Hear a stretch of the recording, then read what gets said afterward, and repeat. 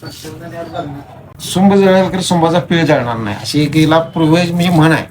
कारण हे जे पीळ आहे ही जरी जळलं तर जसं आत्ता आहे, जसं दिसतंय तुम्हाला तसं जळल्यानंतर पण त्याचा पीळ आहे असा राहतो.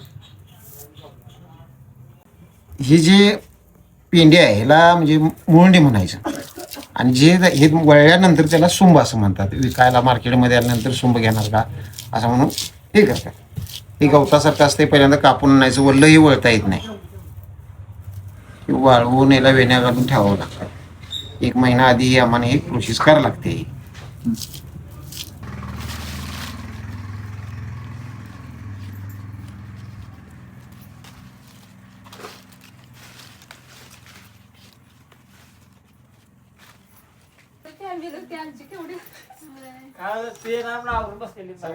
वाढ वडील मी पूर्वजी जसं बांधत आले म्हणजे आल्यात बांधत, एक वडिलांची परंपरा म्हणून आम्ही करतोय की बाबा हे प्रत्येक गावामध्ये ही प्रथा आहे. बांधतात एखादा स्वतः त्यांची ती इंडिव्हिज्युअल मार्केटमधून विकत घेऊन आणून करत हे आम्ही स्वतः 1 महिना आधी वळतोय.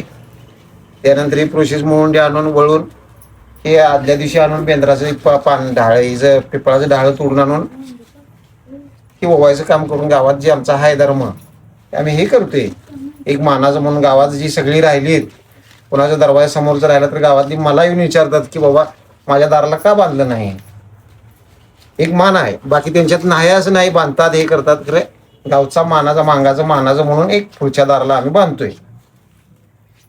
माझं नाव विनोद दिनकर साठे, राहणार बहिरेश्वर, तालुका करवीर, जिल्हा कोल्हापूर.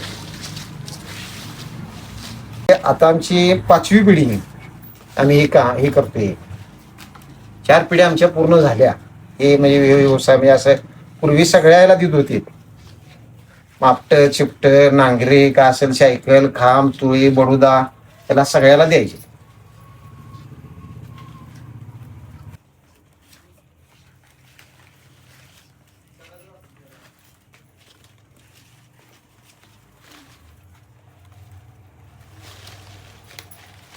त्या सेवेबद्दल गावातील लोक मला म्हणजे तांदूळ असतील, भात असतील, जुंधळ असतील, मक्का असेल त्याचा मोबदला म्हणून देतात. मग त्याच्या एक आम्हाला एक 2 महिन्याची पुटकी ह्याच्यातून मला मिळते.